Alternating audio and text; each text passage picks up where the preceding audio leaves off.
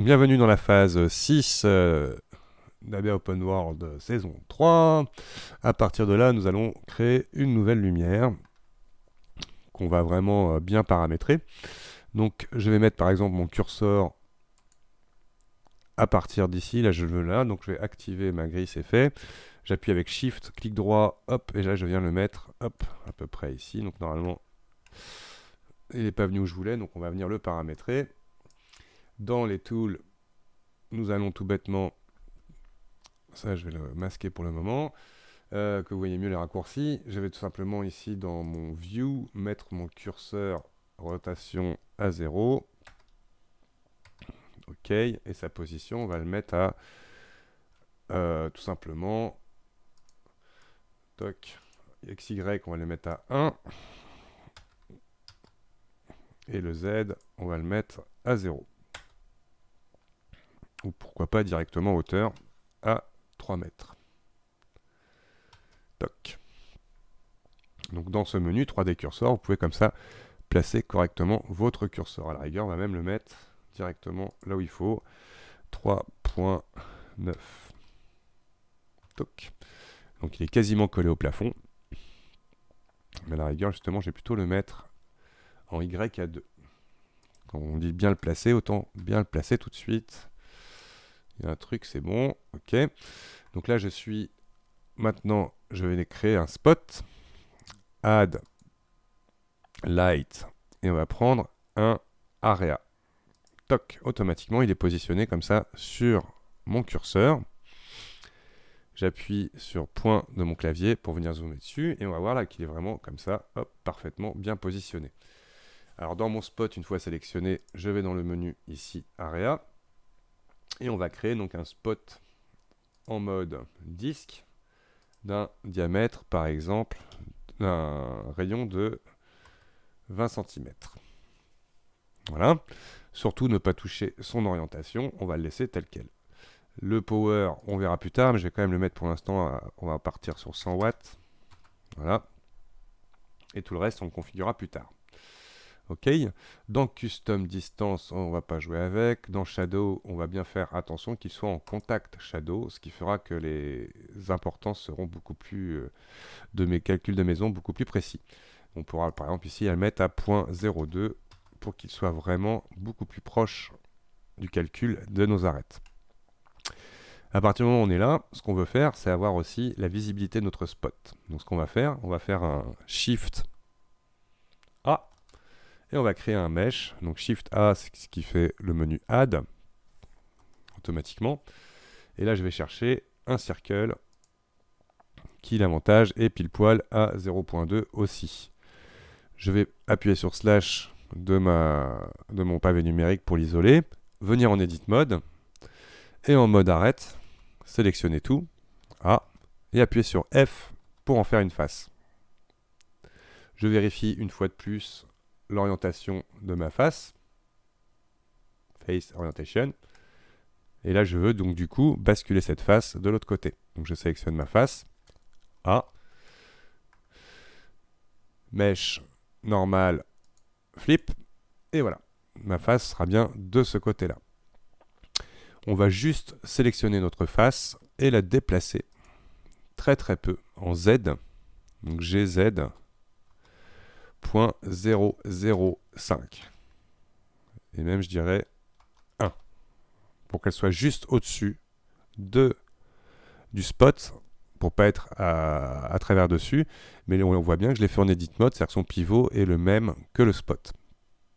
Je valide ma transformation, je sors de mon édition, je vais enlever l'affichage overlay face orientation et on va sortir du mode isolé. Donc là, je me retrouve bien du coup comme ça avec une surface qui va représenter le départ de mon spot.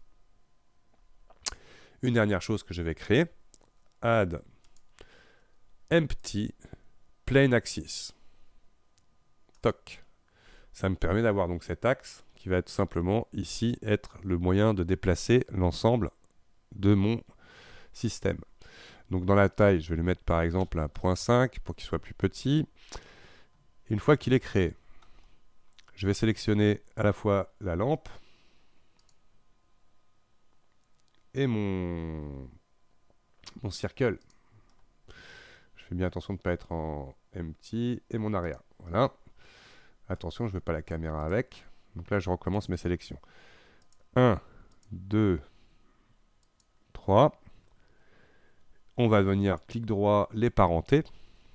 Donc si on ne les a pas dans parents, là on va aller dans Object, Parent, Object.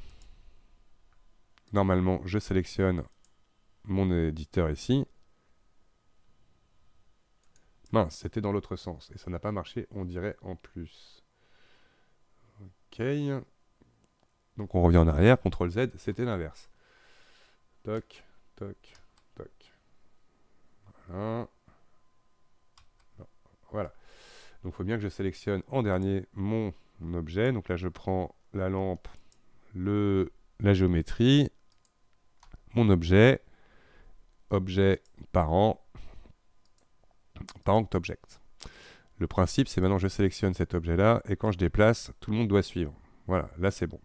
Donc j'ai bien parenté, on voit bien l'empty que je vais pouvoir renommer par exemple en spot underscore 001. Et tout bêtement, si jamais je majuscule, maj-d, hop, on ne dupliquera que le spot. Alors par contre, donc attention, je vérifie qu'il est toujours bien au bon endroit. Par contre, si je prends bien tous mes objets, donc là, je viens sélectionner mon area et mon circle, on va dupliquer l'objet plusieurs fois. Donc, pour le dupliquer, normalement, on fait majuscule D ou Object, Duplicate Object. Là, on va le faire avec Alt D et en passant par raccourci clavier, ce qui va nous permettre de faciliter la duplication de notre géométrie. Donc, Alt D sur Y de 2 mètres. OK, je valide. Object. Donc là, c'est fait. Une fois qu'il a dupliqué, Edit, Repeat Last ou majuscule R. Et là, je peux comme ça. Tiens, il y a un truc bizarre là qui s'est passé. Donc je vais pas le faire comme ça. Après, on va refaire un maj-d Y2. J'ai dit Y. C'est Y. Voilà. Maj-R. Voilà. Et là, ça marche très bien. OK. Par contre, j'ai fait une bêtise. J'ai fait un maj-d. Donc ce n'est pas instancié. Donc là, je reviens en arrière. Toc, toc, toc, toc. Donc c'est Alt D Y2 et Maj R. Est-ce que j'ai pas validé ma copie? Je vérifie. Hop, il est bien l'un sur l'autre. Donc là, je reviens en arrière. Je fais attention. J'ai un spot 0101, ce qui ne va pas. Donc je recommence. On recommence. Donc Alt D sur l'axe Y de 2 mètres. Je valide avec entrée. Et là, majuscule R de toc, ce qui est parfait. OK. Donc là maintenant, je vais regarder un petit peu mieux les réglages de mon éclairage. Sachez que l'avantage d'avoir fait ça, c'est que mon objet est instancié.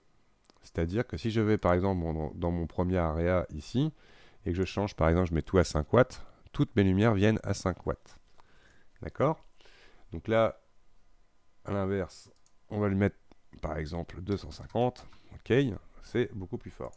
Toutes mes spots d'un coup. Donc là, on a instancié nos géométries. Donc on va mettre 170 watts. Allez. 70 watts. Une petite couleur légèrement dans les tons bleutés. Plus fraîche, plus froide. Que voilà. Par contre, on voit que nos spots n'éclairent pas beaucoup le reste de notre scène. Donc dans une prochaine vidéo, on va apprendre à créer un système qui permettra d'avoir notre lumière un peu éclairant toute la scène, ce qu'on appelle le rebond de l'éclairage, qui viendra donc comme ça permettre aux faces un peu partout de recevoir cette lumière. Donc merci d'avoir regardé cette vidéo et à tout de suite pour la suite.